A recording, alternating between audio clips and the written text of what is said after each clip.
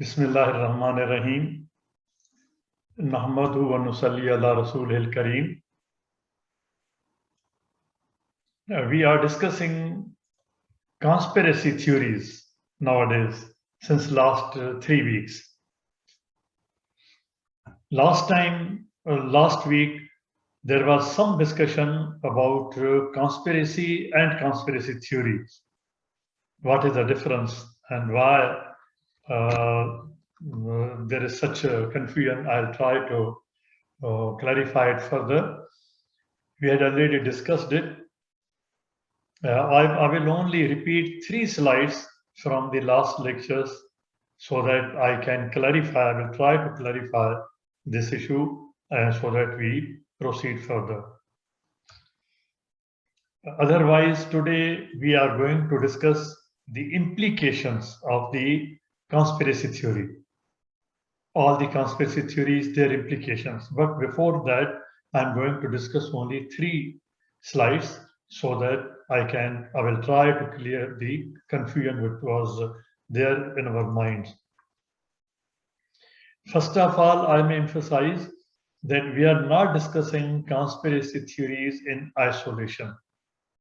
The idea is that the conspiracy theories as of today are being utilized, although the process started historically, but nowadays these are being utilized to the maximum extent for social engineering. And social engineering has been done historically, although, but nowadays it is at its peak that it is being used in the as a fifth generation bomb, one of the important levers or one of the important instruments. So kindly keep this background in mind, that we are discussing conspiracy theories in that background, not in isolation. It's not just a theoretical exercise that we are discussing the conspiracy theories. Now, what is the difference between conspiracy theory and conspiracy itself? Conspiracy theory is different on the basis of its concept, historical concept, and its difference in its meaning from the conspiracy. Conspiracy will remain there, that is there. That it has in fact nothing to do with the conspiracy itself, whether there is one conspiracy, 2 conspiracies, 20 conspiracies, there may or may not be. But the problem is that when there is some event has taken place and the narrative of the event has developed, or it has been developed deliberately in such a way that it becomes acceptable as a fact, whether it is a fact or not. Basically, it is not a fact. It is based on assumption. When any event is interpreted on the basis of assumption and it is false, that situation technically is called conspiracy theory. Whether there's conspiracy in it, whether there's a theory or not, but the technical term is that any false assumption or false interpretation of any event which cannot be proved by evidence, by research, by any scientific method, that is called conspiracy theory. So here, whether there was a conspiracy, whether there was really a conspiracy, I have not discussed those conspiracies, that this was a conspiracy or that was a conspiracy. I have only tried to clarify that the assumptions which we have made in the past are even now the assumptions which we are making, and those assumptions are false, which cannot be proved by any evidence, and there's no scientific evidence. Technically, these are called conspiracy theories. That's the definition. That we have to keep in mind while discussing it. Now, these conspiracy theories over time, they appear to be factual, as if it is a fact. And then it becomes a matter of faith. And I had given some examples. that the conspiracy theories, whether there was a conspiracy or not, that's different. The conspiracy theories, the false assumption, first it became to be accepted as a factual thing, and then it became matter of faith. There are many events in the history which we cannot discuss because they have become part of faith. And if you discuss with such people, they they bring some labels even to the extent of blasphemy, that he is committing blasphemy against such and such person. Although it cannot be proved, but they are not ready to listen to that. Now, what are the implications? Today, as I said, we are going to discuss the implications of these conspiracy theories. These are very grave. There are very grave implications. First of all, in the society, wherever we find that the conspiracy theories are rampant, they are circulating widely, frequently, with speed, that shows the lower level of thinking in that society. It means that the society, the people generally in that society are at a lower level. They are not critically thinking. They are not thinking maybe at all. And they are at the lower level of intelligence. Now, these two things combined show that they are ignorant people, jahilun. This shows that this society is a society of jahilun, qawmul jahilun, ignorant society, at the lower level of thinking and at the lower level of intelligence, that all the time just texting, just sending posts about the conspiracy theories, based on conspiracy theories, not based on facts. Historically, conspiracy theories have been closely linked to prejudice.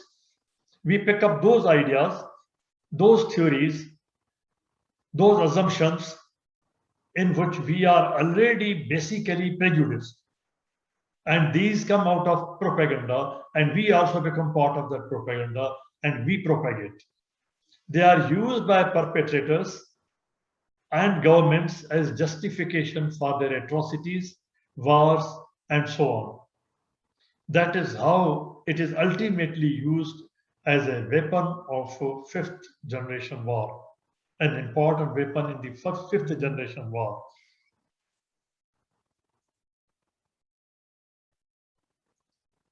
The greatest damage they cause, these conspiracy theories, that the public welfare services cannot be performed.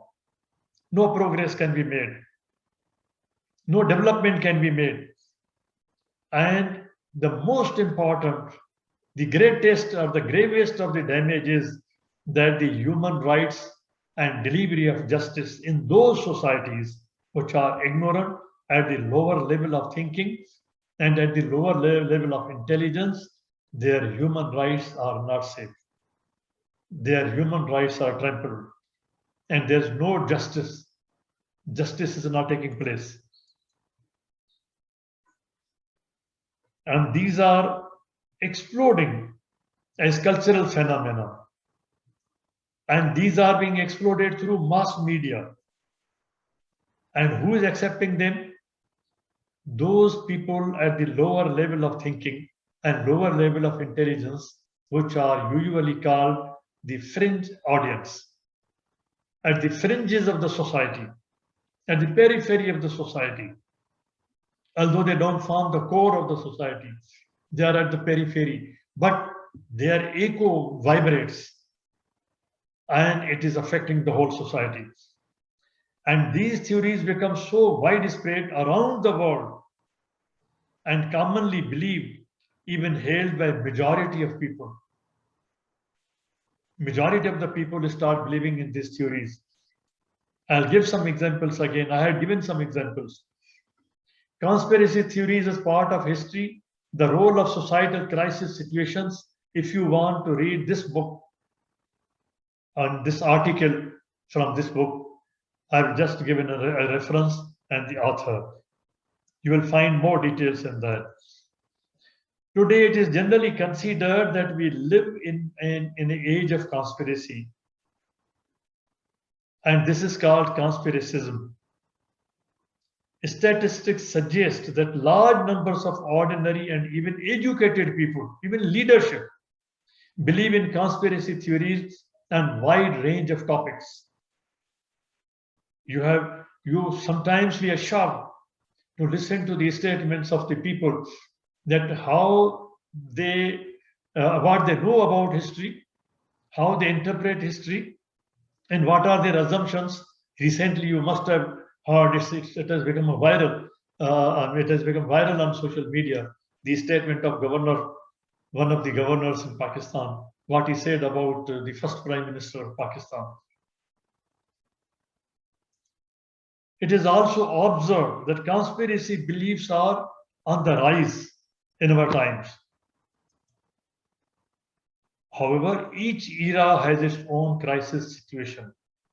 In the beginning, I had submitted that these conspiracy theories, they rise, they grow, and they proliferate in crisis situations.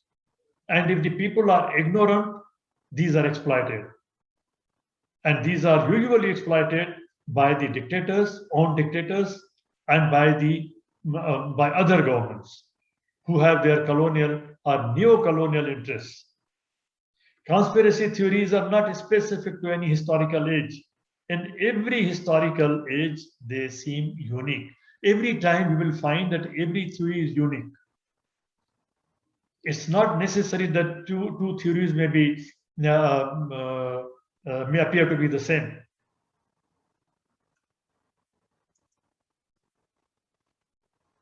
And conspiracy theories are not specific to any culture. They are everywhere. Studies show that conspiracy theories or theorization goes around the world, including Europe, Asia, Africa, Middle East, everywhere. And in each case, in these studies, they have analyzed, studied certain conspiracy theories which they picked up as samples, and they found that how these were developed, how they were grown, how they were spread. Various major crisis events happened in recent history. For example, this is just an example. World economic and financial crisis, coronavirus today. How many conspiracy theories are revolving around coronavirus today? I don't know. One can't even count that how many theories are revolving around coronavirus. And all these are conspiracy theories. There's a link between societal crisis situations, as we discussed earlier in the earlier discussions, and a state of belief in the conspiracy theories. Everybody is putting up a conspiracy theory, which he doesn't say that it's a conspiracy theory.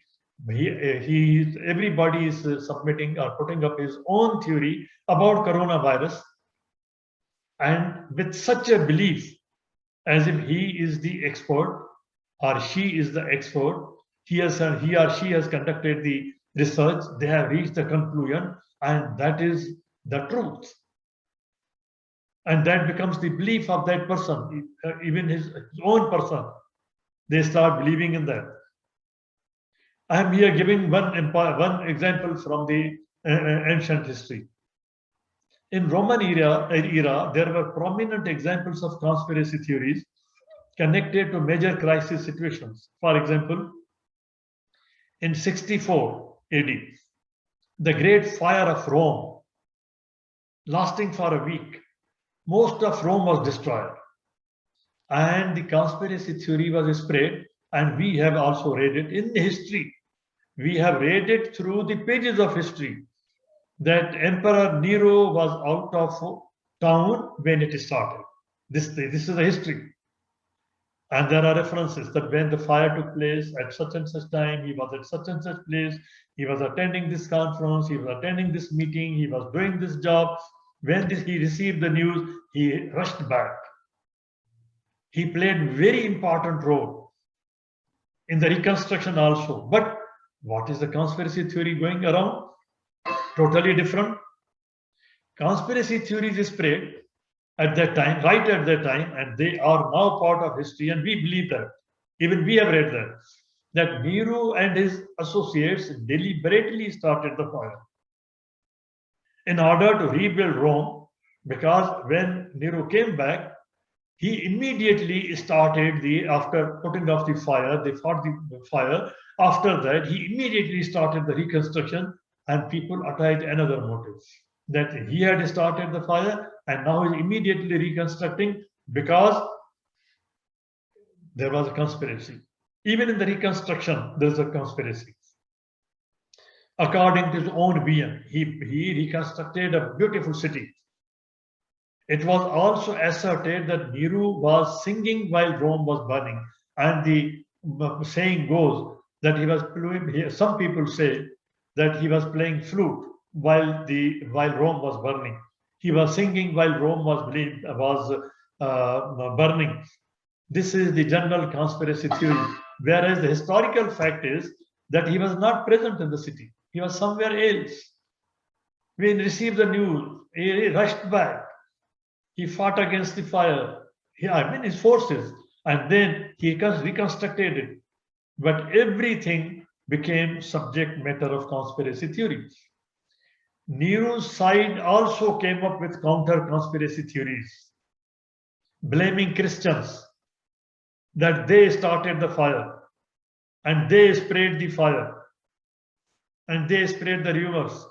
Consequently, look at the outcome.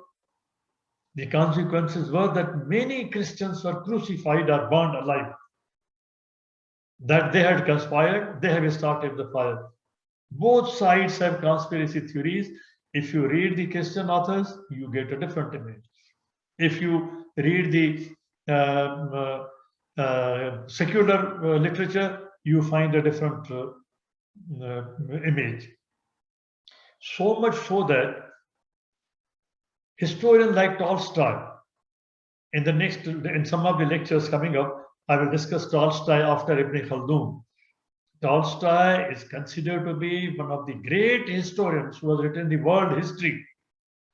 Now he is supporting the Herodian thought, and he is blaming Christ and his followers for the extremism.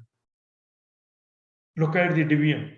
If you read a secular author, he is giving a different view. And if you read the religious author, they are giving a totally different view. The Herodian and the Christian views, totally conflicting. We need to understand. In this situation, we need to understand. We need to study. We need to conduct our own research. We have to scratch the material which has frozen. We have to dig down. We have to drill down. What we need to understand, how conspiracy theories have prevailed throughout history. Examples can be cited from history. How crisis situations were intimately connected to the appearance and widespread belief in conspiracy theories. If we don't understand this, we will not be able to save our people, our generations from social engineering. And if we can't save our people from social engineering, we will not be able to save our people from the fifth generation war. This is extremely important. What we need to understand, underlying psychological dynamics. In the crisis situation, fear is generated. And fear is a psychological, I had discussed it in one of the lectures earlier, is a psychological condition. And that becomes a pathological condition. And that is exploited. How crisis situations stimulate belief in conspiracy theories. These people understand. They are specialists how to spread that. We need to understand how and why conspiracy theories develop into narratives that influence how people recall. Our recalling capacity is jeopardized. In Quran, Allah subhanahu wa ta'ala says continuously, repeatedly, recall, zikr Ibrahim, zikr Musa, zikr Zakaria. Recall, read the history yourself and think about it and analyze the historical events. We don't do that. We just look at the surface and we take it. In one of the lectures coming up in the future, inshallah, Allah willing, I'll discuss again the conspiracy theory, particularly of Tipu Sultan. That how we accepted at the surface. Since there was conspiracy against him, yes, there was a conspiracy against him, and we stop at that. We have never analyzed that why East India Company won that war, because we have not analyzed it. We are happy only at the surface. Then the question arises, we have to understand how to integrate historical insight, how to develop the critical thinking into history about crisis events. And I had given an example of Karbala. That is one of the crisis events. And to analyze the first fitna, first civil war taking place before that have taken place and inspired conspiracy theories with psychological insights. We have to analyze when we will analyze these things, when we will take up these things as our matters of our research theories, research thesis about underlying mental processes leading to conspiracy beliefs. And we need to understand impact of at least the important conspiracy theories on course of history. People may not like me to even mention the first fitna, the first civil war taking place in Kufa, around Medina, in Makkah at that time, or even of about Karbala. But we need to sit together, all parties. Let us take up a joint thesis and come up with a joint finding and understanding. Research on conspiracy theories. It is taking place in the world whenever there's such an event. They take up research projects. For example, randomly, they selected 104,803 published letters that US citizens had sent to the New York Times and Chicago Tribune between 1890 and 2010. During this period, 200 years, about more than 100 years. The people had been writing, people write to the newspapers their views. They picked up so many letters and they studied what was going on as a mental process. Keep this in mind, as a mental process. As a mental process, what was going on in that age, 1890 and 2010. They picked up more than 100,000 letters, studied them as a project. They coded the letters for conspiratorial content. They picked up, extracted the conspiratorial content, identified this is the virus which was spreading at that time. People do these things. We even don't know these things. Content of conspiracy theories varies substantially over time with prevalence of conspiracy memories. Extent to which these letters, the research which I'm quoting here, contained conspiracy theories fluctuated between 1890 and 2010, but did not increase over time. It was just fluctuating, but did not abnormally increase. The mental process was at a certain level. The data suggested increased conspiratorial content. However, the content was increasing.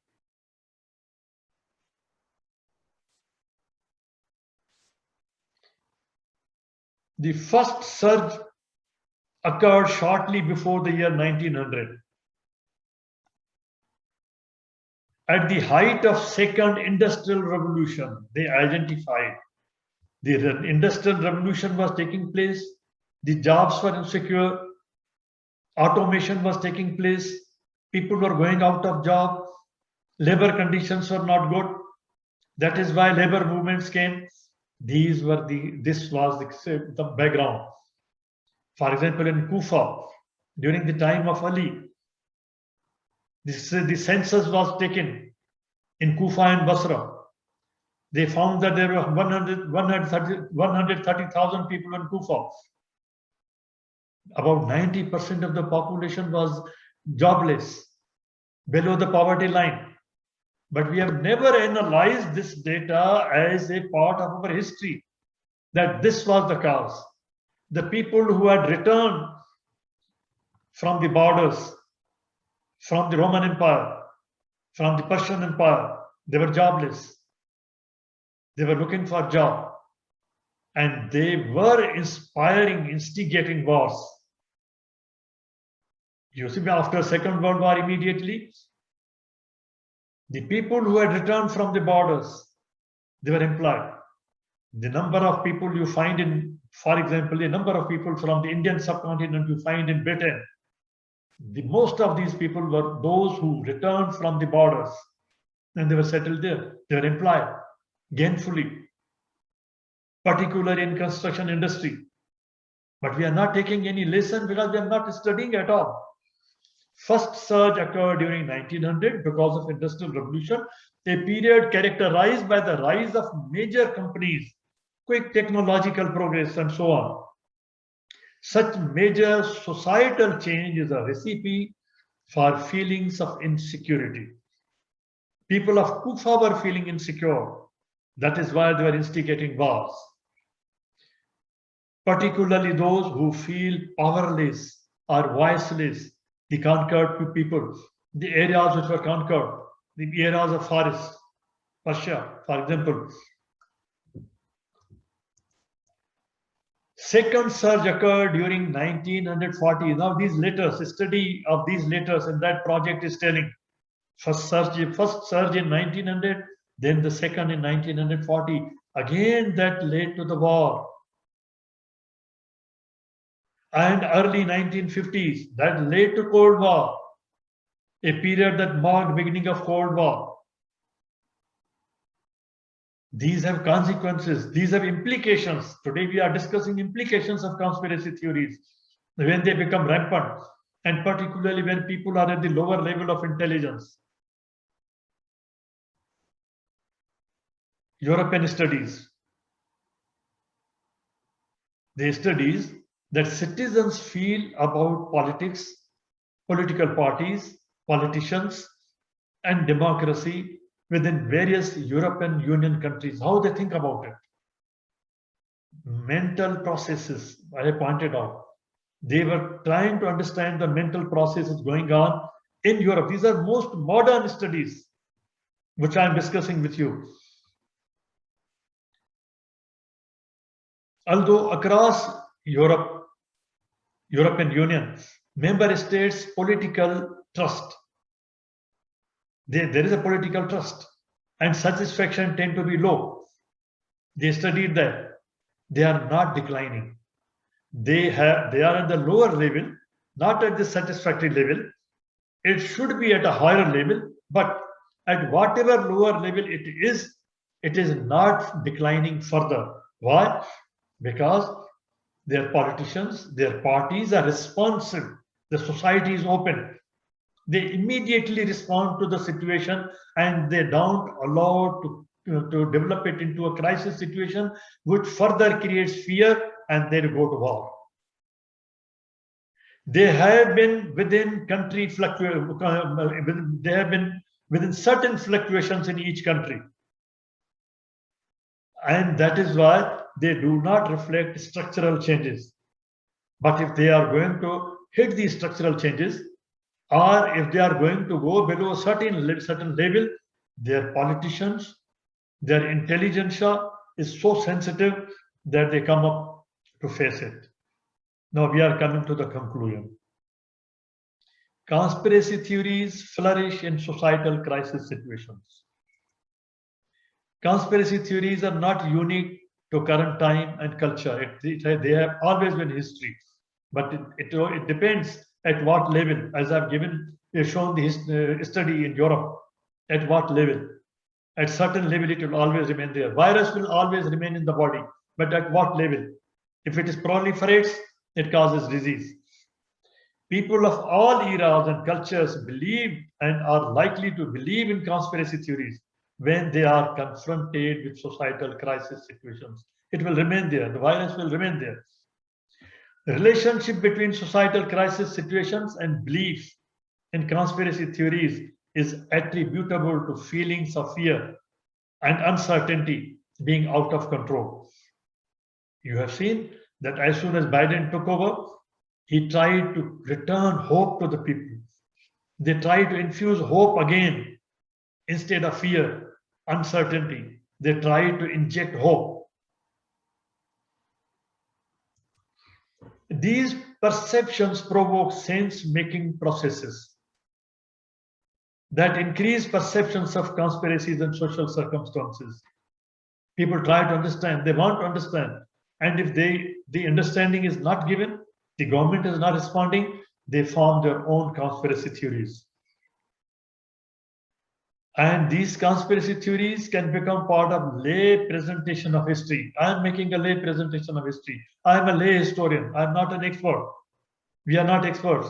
But if I belong to the lower level of intelligence, as I've shown, and the lower level of intelligence, and below a certain lower level, which can create a problem, then it is a real problem. And these are then transmitted to new generations as narratives. We are suffering because we are such and such people, because we are such and such minorities. And even though people do not experience uncertainty about past crisis situations anymore, even if the crisis has gone, but still the next generation is being transmitted these ideas. What Modi is doing today, he is playing this card. Belief in conspiracy theories, we are not discussing conclusions, and in that, how to prevent. Now we are coming to the part, there was a question some time back, how to prevent, what to do. Belief in conspiracy theories can only be reduced by maintaining open society, by maintaining not just one-time opening, maintaining an open society and improving analytical thinking, critical thinking skills, so that people rise above the lower level of intelligence. So open society and critical thinking, analytical thinking, these are two important aspects which are needed in order to prevent it. Then, as I said, the virus is there. If we cannot eliminate it, then at least we can try to control. How to control? Controlling conspiracy theories through participatory democratic processes. Conspiracy theories take birth in dictatorships, in dark societies, in gray areas. Perception of participatory democratic process and certainty, trust in the people. As you've seen that the European Union continuously conducts surveys in order to gauge, to measure the trust which people have in the leadership, in the politicians. Create confidence in the people, as I gave the example of Biden, to compete for opportunities for their good. Not that I belong to a certain group, that I will get the job or I will not get the job. I will get this facility or I will not get the facility. Train the generation, whatever the situation, whatever the conditions, whatever the conspiracies, there will be. But compete on the basis of your merit and compete for the opportunities. Don't leave them. Don't give up. Compete for the opportunity, even if you don't get it.